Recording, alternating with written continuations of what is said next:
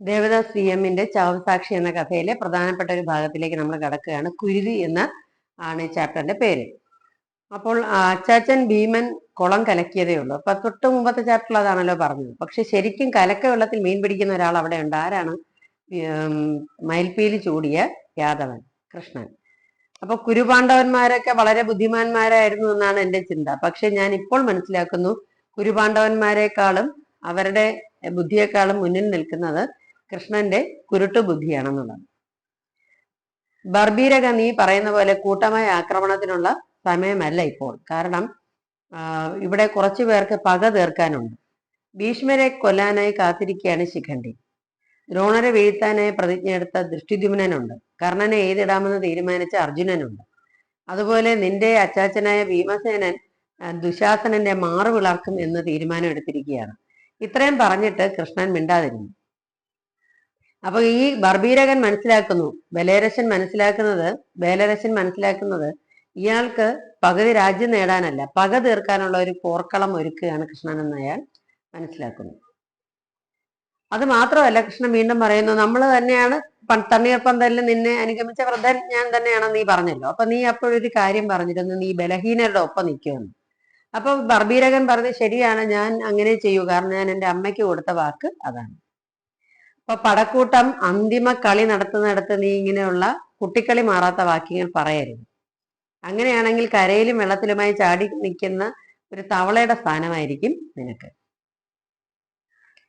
അത് മാത്രമല്ല, ഈ 11 അക്ഷൗഹിണികളെയും ആദ്യ ദിവസം പടക്കളത്തിൽ ഇറക്കുമെന്ന് നിനക്കെങ്ങനെ അറിയാം? കൗരവർ അവർ ചിലപ്പോൾ 6 അക്ഷൗഹിണി മാത്രമാണ് ഇറക്കുന്നതെങ്കിലോ? അപ്പൊ നീ കൗരവ കൂട്ടത്തിൽ ചെന്ന് ചേരില്ലേ? ഞങ്ങളെക്കാളും ബലം കുറഞ്ഞവർ അവരായതുകൊണ്ട് നീ അങ്ങോട്ട് പോകും. വിജയപരാജയങ്ങളെല്ലാം അങ്ങോട്ടും ഇങ്ങോട്ടും ചാഞ്ചാടിക്കൊണ്ടിരിക്കുമ്പോൾ നീ ഞങ്ങളുടെ പക്ഷത്തും അപ്പുറത്തെ പക്ഷത്തും പോയി നിൽക്കും. അപ്പോൾ നിന്നെ ഞങ്ങൾ എങ്ങനെ വിശ്വസിക്കും? തലേന്ന് രാത്രി ഞങ്ങൾ ഇരുന്ന് പറയുന്ന കാര്യങ്ങൾ നീ അടുത്ത ദിവസം അവിടെ ചെന്ന് പറയില്ല എന്നുള്ളതിന് എന്താണ് തെളിവ്? അപ്പോൾ ഇവന് പെട്ടെന്ന് ഓർമ്മ വന്ന, അമ്മ പറഞ്ഞത് ശരിയാണ്, കായിക ബലമോ സാമർഥ്യമോ അല്ല, യുദ്ധതന്ത്രത്തിൽ എനിക്ക് പിഴവ് പറ്റിയിരിക്കുന്നു എന്ന് അവൻ ചിന്തിക്കുന്നു. അപ്പോൾ കൗശലം കൊണ്ട് എന്നെ വരിഞ്ഞു കെട്ടാൻ ഇയാൾക്ക് കഴിഞ്ഞു എന്ന് ബേലരശൻ പറയുന്നു. എങ്കിൽ പറയൂ, ഞാൻ എന്ത് ചെയ്യണം? ഈ യുദ്ധ തലേന്ന് ഞാൻ നിങ്ങളുടെ പക്ഷത്താണ്, അതുകൊണ്ട് നിങ്ങൾ പറയുന്ന എന്ത് ഞാൻ അനുസരിക്കാം. കൃഷ്ണന്റെ മറുപടി വളരെ, ആ സമയത്താണ് കൃഷ്ണന്റെ ആ ഒരു വാക്ചാതുര്യം നമ്മൾ ശരിക്കും മനസ്സിലാക്കുന്നത്. കൃഷ്ണൻ പറയുന്നത്, പോര് തുടങ്ങുന്നതിന് മുമ്പ് വിജയം ആഗ്രഹിച്ചുകൊണ്ട് മൃഗങ്ങളെ കുരുതി കൊടുക്കുന്ന രീതിയുണ്ട്. ലക്ഷണം തികഞ്ഞ മൃഗത്തിന്റെ കഴുത്ത് വെട്ടി ആ ചോര യുദ്ധഭൂമിയിൽ വീണാലേ യുദ്ധത്തിൽ വിജയം നമുക്കുണ്ടാവും. അപ്പൊ കൂട്ടത്തിൽ ഏറ്റവും മികച്ച വീരന്റെ തലയറുത്ത് മനുഷ്യക്കുരുതി നൽകിയാൽ അതും നല്ലത്. അപ്പൊ നിന്റെ പിതാമഹന് വേണ്ടി, ആർക്ക്? ഭീമസേനന് വേണ്ടി, പാണ്ഡവരുടെ വിജയത്തിനായി നിനക്ക് ചെയ്യാൻ പറ്റുന്ന ഒരു കാര്യം, നീ നരബലിക്ക് വിധേയനാവുക എന്നതാണ്. ഞാൻ ഒരു നിമിഷം നിശബ്ദനായി. കാരണം ഞാൻ അകപ്പെട്ടു പോയി. ഏതിലാണ്? ഒരു കെണിയിൽ, കൃഷ്ണൻ ഒരുക്കിയ വാക്കിന്റെ കെണിയിൽ ഞാൻ അകപ്പെട്ടു. പിന്നെ എന്ത് ചെയ്യണമെന്നറിയാതെ ഞാൻ നിശബ്ദനായി. അതിന്റെ പകപ്പ് എന്നിൽ, അതിന്റെ ആ വളരെ തീവ്രമായ വേദന ഉണ്ടായി. അത് അണഞ്ഞപ്പോൾ ഞാൻ ഒരു തീരുമാനം എടുത്തു. ശരി, ഞാൻ ഈ കുരുതിക്ക് സമ്മതിക്കുന്നു. പക്ഷെ എനിക്ക് ഒരു ആഗ്രഹമുണ്ട്. ഞാൻ അമ്മയോട് യുദ്ധത്തിൽ പങ്കെടുക്കുമെന്ന് പറഞ്ഞാണ് ഇറങ്ങിയത്. എനിക്ക് യുദ്ധം കാണണം. എൻ്റെ കുരുതി നടത്തിയതിന് ശേഷം എൻ്റെ തല ഏറ്റവും പൊക്കമുള്ള മലയുടെ മുകളിൽ വയ്ക്കണം. അവിടെ ഇരുന്ന് എനിക്ക് യുദ്ധം കാണണം. അപ്പൊ ആരുണ്ട് ഇവനെ അറുത്തിടാൻ എന്ന് ചോദിക്കുന്നു. ചോദ്യകർത്താവ് ആരാണ്? കൃഷ്ണൻ തന്നെയാണ്. പിന്നെ കൃഷ്ണൻ എൻ്റെ അരികിൽ വന്നിട്ട് പറഞ്ഞു, ഈ പടപ്പന്തിയിൽ യുദ്ധം തീരുന്നത് വരെ ആയുധം പ്രയോഗിക്കില്ല എന്നൊരു പ്രതിജ്ഞ ഞാൻ എടുത്തിരുന്നു, അല്ലെങ്കിൽ എന്ന് പറഞ്ഞ് നിർത്തി. ഇത്രയും പറഞ്ഞിട്ട് അയാള് അരിക് മൂർച്ചയുള്ള ചക്രം എടുത്ത് നീട്ടിപ്പിടിച്ചു. അരക്കച്ചയിൽ ഒളിപ്പിച്ചു വെച്ചിരിക്കുന്ന കൃഷ്ണന്റെ ചക്രം അത് കൈപ്പറ്റിയ ശേഷം ഞാൻ ചുറ്റിനും നോക്കി. ആരും അരുതെന്നോ ഒന്നും എന്നെ വിലക്കുന്നില്ല. സ്വയം ബലിമൃഗമായി മാറിയ ഞാൻ ഏവരെയും നോക്കി പരിഹസിച്ച് ചിരിച്ചു. അപ്പോൾ മാത്രം രത്നകിരീടം ധരിച്ച ചില തലകൾ കുനിഞ്ഞു. ആ കാഴ്ച കണ്ട് കണ്ണുകൾ ഇറുക്കി അടച്ച് സർവശക്തി എടുത്ത് സ്വന്തം തല ഞാൻ അറുത്തിട്ടു. തലയും ഉടലും വേർപെട്ട് പതിച്ച നിമിഷമാണ് ഞാൻ പ്രതിഷേധം തീർത്തത്. അപ്പോൾ നമുക്ക് ഈ കഥ സമർപ്പിച്ചിരിക്കുന്നത് രോഹിത് വേമുലു എന്നൊരു വിദ്യാർത്ഥിക്ക് വേണ്ടിയാണ്. അവൻ ആദിവാസി സമൂഹത്തിൽ നിന്ന് കലാലയത്തിലേക്ക് വന്നതാണ്. പക്ഷെ ജാതിപരമായ ഉച്ചനീചത്വങ്ങൾ നിലനിൽക്കുന്നത് കണ്ട് അവൻ അനുഭവിച്ച പീഡനങ്ങൾക്കൊടുവിൽ അവൻ എൻ്റെ ജീവൻ ബലിയർപ്പിക്കുകയാണ് ചെയ്തത്. അപ്പൊ ഈ ഒരു വ്യക്തിയെ നമുക്ക് വേലരശൻ എന്ന വ്യക്തിയിൽ നമുക്ക് ഈ രോഹിത് വേമുലുവിനെ കാണാം. അടുത്ത ചാപ്റ്റർ ചോരക്കളമാണ്. ഏവരും തന്ത്രങ്ങൾ മെനയുന്ന വേളയിൽ യുദ്ധത്തിൽ ചതിപ്പെട്ട ഒരു മനുഷ്യനായിട്ട് മാറി ഞാൻ. അപ്പൊ എൻ്റെ ഉടല് അവിടെ കിടന്ന് വിറക്കുകയാണ്. ആ സമയത്ത് എൻ്റെ തലയിൽ ഞാൻ വേർപെട്ട് കിടക്കുന്ന തല കൊണ്ട് അവിടെയുള്ള ആളുകളുടെ സംസാരം ശ്രദ്ധിച്ചു. ഭീമസേന, നീ ജഡനെയും ഭഗനെയും കൊന്നതിന്റെ പക തീർക്കാനായി അലുംബുഷൻ വലിയൊരു സംഘം രാക്ഷസരുമായി എത്തും.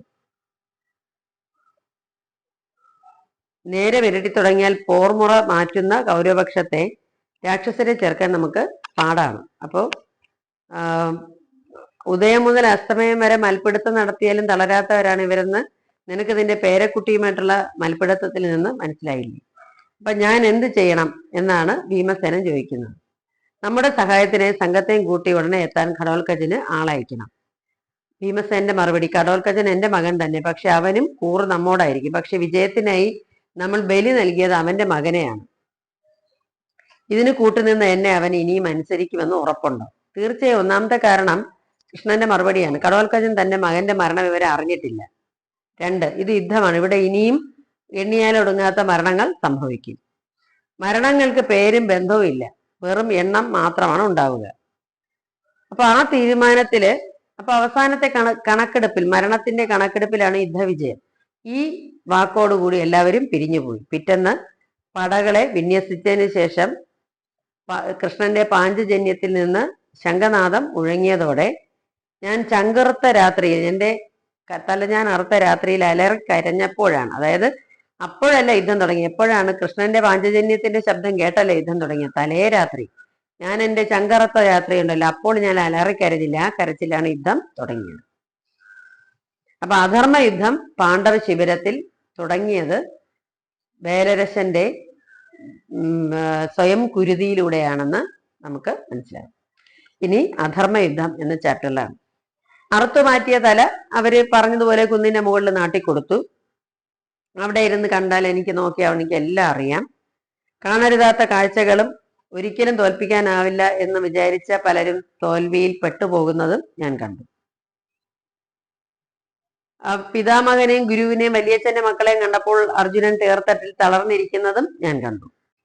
അപ്പം ഇത് ധൃതരാഷ്ട്രന് വൈശ്യസ്ത്രീയിൽ ജനിച്ച ഒരു യുയുത്സു എന്നൊരു രാജാവ് ഉണ്ടായിരുന്നു, മകൻ. അപ്പൊ അയാൾ യുദ്ധസമയമായപ്പോഴേക്കും പാണ്ഡവപക്ഷത്തേക്ക് വന്നു. അപ്പൊ കരഘോഷത്തോടെയാണ് പാണ്ഡവർ അയാളെ സ്വീകരിച്ചത്. ഇതേ പാണ്ഡവർ തന്നെയാണ് താൻ പന്തി മാറുമെന്ന് പറഞ്ഞ് തന്റെ തലയറക്കാൻ ആവശ്യപ്പെട്ടതെന്നും വേലരശൻ ചിന്തിക്കുന്നു. പിന്നെ ഇവരുടെ യുദ്ധധർമ്മ ഉടമ്പടി കേട്ടാൽ എല്ലാവരും തലയറഞ്ഞ് ചിരിക്കും. നിരായുധനോട് യുദ്ധം ചെയ്യരുത്, ആയുധമില്ലാത്തവനോട് യുദ്ധം ചെയ്യരുത്, പിന്തിരിഞ്ഞോടുന്നവനെ, മുറിവേറ്റ് വീണവനെ ആക്രമിക്കരുത്, ആരെയും വളഞ്ഞിട്ട് ആക്രമിക്കരുത്, യോദ്ധാക്കളല്ലാതെ ആരെയും കൊല്ലരുത്, ചതുരംഗപ്പടയിലുള്ള ഓരോ വിഭാഗവും കാലാളോടും കുതിരപ്പുറത്തിരിക്കുന്നവൻ കുതിരപ്പുറത്തിരിക്കുന്നവനോടും അങ്ങനെ എതിരിടാവൂ. ഈ ആയുധം ചുമക്കുന്നവർ, കുതിരക്കാർ, അങ്ങനെയുള്ളവരെയൊന്നും കൊല്ലരുത്. എല്ലാ ദിവസവും അസ്തമയത്തോടെ യുദ്ധം നിർത്തണം. പക്ഷെ ഈ പോരാട്ടം തീർന്നപ്പോഴേക്കും ഇവരുണ്ടാക്കിയ ധർമ്മ വ്യവസ്ഥകളെല്ലാം അവരവർ തന്നെ ലംഘിച്ചു കഴിഞ്ഞിരുന്നു. ഇനി നമ്മൾ അവസാനത്തെ ചാപ്റ്ററിലേക്ക് കിടക്കുകയാണ്. അറുതി, അതായത് കുരുക്ഷേത്ര യുദ്ധം. 18 അക്ഷൗഹിണിയുടെ ചാവു കൂമ്പാരം കൂട്ടിയ മഹായുദ്ധം. കുരുക്ഷേത്ര ഭൂമിയെ ചോരക്കളമാക്കിക്കൊണ്ട് യുദ്ധം 18 ദിവസം നീണ്ടു നിന്നു. യുദ്ധം അതിജീവിച്ചത് 12 പേര് മാത്രമാണ്. പാണ്ഡവപക്ഷത്ത് 8, എതിർപന്തിയിൽ 4.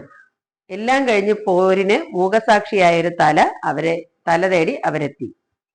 യുദ്ധം ജയിച്ച് രാജാവായതിന്റെ സന്തോഷത്തിലായിരുന്നു യുധിഷ്ഠിരൻ. അതുപോലെ ധൃതരാഷ്ട്രന്റെ മക്കളെയും ആനകളെയും ഒരുപോലെ അടിച്ചു കൊന്നതിന്റെ സന്തോഷത്തിലായിരുന്നു എൻ്റെ അച്ചാച്ചനായ ഭീമസേനൻ. പിന്നെ ഭീഷ്മരെയും കർണനെയും വലിയ പോരാളികളെയും കൊന്നുകൂട്ടിയതിന്റെ അഹങ്കാരത്തിലായിരുന്നു അർജുനൻ. പടയാളികൾക്കിടയിൽ പരാക്രമത്തോടെ പോരാടിയ സാത്യകി ഉണ്ടായിരുന്നു. അക്കൂട്ടത്തിൽ മൗനിയായിട്ട് മിണ്ടാതെ നിന്ന വസുദേവകൃഷ്ണൻ.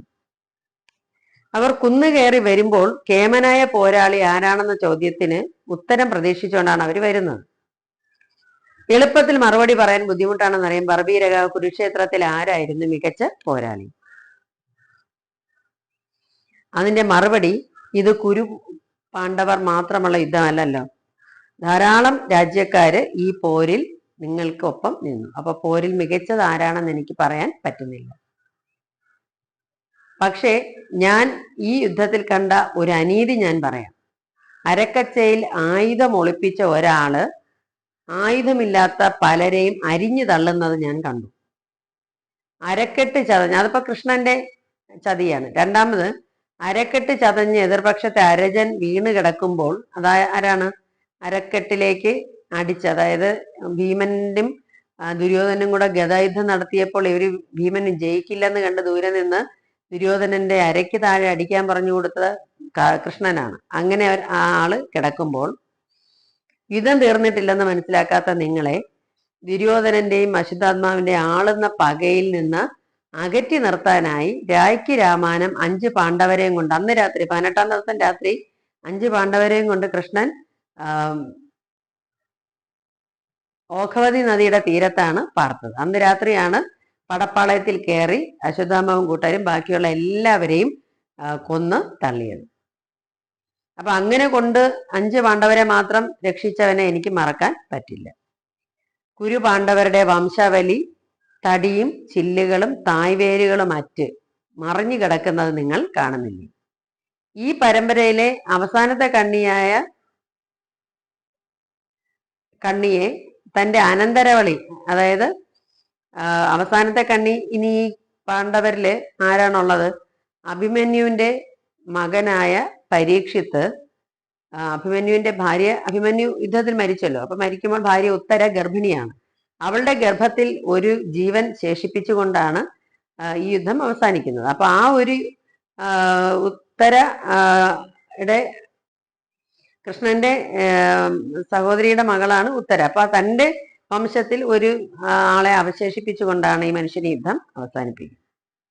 അത് അയാളുടെ ഒരു കൗശലമായിരുന്നു. അതുകൊണ്ട് നിങ്ങളിൽ മിച്ചം വന്നവരെന്നും പോരാളികളല്ല, മറിച്ച് തേരാളിയാണ് ഈ യുദ്ധത്തിലെ യഥാർത്ഥ വിജയി. നിങ്ങളുടെ ഒപ്പം ഉണ്ടായിരുന്ന ഈ കൃഷ്ണൻ എന്ന തേരാളിയാണ് മികച്ച വിജയി. ഈ മറുപടി കേട്ട് നിരാശരായവർ കുന്നിറങ്ങുന്ന നേരത്ത് കൃഷ്ണൻ മാത്രം പതുക്കെ തല തിരിച്ച് എന്നെ നോക്കി ചിരിച്ചു.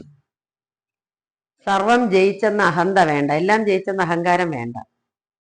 അടവും ഉപായങ്ങളും കുടില കൗശലങ്ങളും നിന്ദാവലയങ്ങളും ചേർത്തൊരു പരിച കൊണ്ടൊരു മറ തീർത്താലും അതിനെല്ലാം ഭേദിച്ചുകൊണ്ട് ഒരു കാടനോ വേടനോ രാക്ഷസനോ നിന്നെ തീർക്കാനായി തേടി വരും എന്ന് ഖഡോൽ ബർബീരകൻ, അതായത് ഇളയരശൻ ശപിക്കുകയാണ് കൃഷ്ണന്. ചാവ് വന്ന് പൊതിഞ്ഞ് കാഴ്ചയെ മറയ്ക്കുന്ന നേരത്തും, അതായത് യുദ്ധം തീരുന്നവരെ മാത്രമാണ് ഈ തലയ്ക്ക് ജീവനുള്ളത്. തലയിലേക്ക് മരണം വന്ന് മറയ്ക്കുകയാണ്. കണ്ണുകൾ മൂടുമ്പോഴും ഞാൻ ഉച്ചത്തിൽ വിളിച്ചു പറഞ്ഞു ഈ വാക്കുകൾ. അങ്ങനെയാണല്ലോ കൃഷ്ണന്റെ അവസാനം, അങ്ങനെ തന്നെയായിരുന്നു. കൃഷ്ണൻ കാട്ടിൽ വിശ്രമിക്കുമ്പോൾ വിഷം പുരട്ടിയ അമ്പ് ഒരു കാട്ടാളൻ എയ്തു. അതൊരു മാനാണെന്ന് കരുതി, കൃഷ്ണന്റെ കാലുകൾ ചുവന്ന കാൽപാദം കണ്ട് മാനാണെന്ന് കരുതി ഒരു അമ്പ് എയ്തു. ആ അമ്പിലാണ് കൃഷ്ണൻ മരിക്കുന്നത്. അപ്പൊ ഈ ഒരു ശാപവചനം അവിടെ ഫലിക്കുന്നതായിട്ടാണ് കാണുന്നത്. അപ്പൊ ഇതിലെ പ്രധാന കഥാപാത്രം നമ്മൾ ഇതേവരെ പ്രത്യക്ഷത്തിൽ മറ്റു കഥകളിലൊന്നും അല്ലെങ്കിൽ പുരാണത്തിൽ നമ്മൾ അധികം ശ്രദ്ധിക്കപ്പെടാത്ത ഘടോൽക്കജന്റെ മകനായ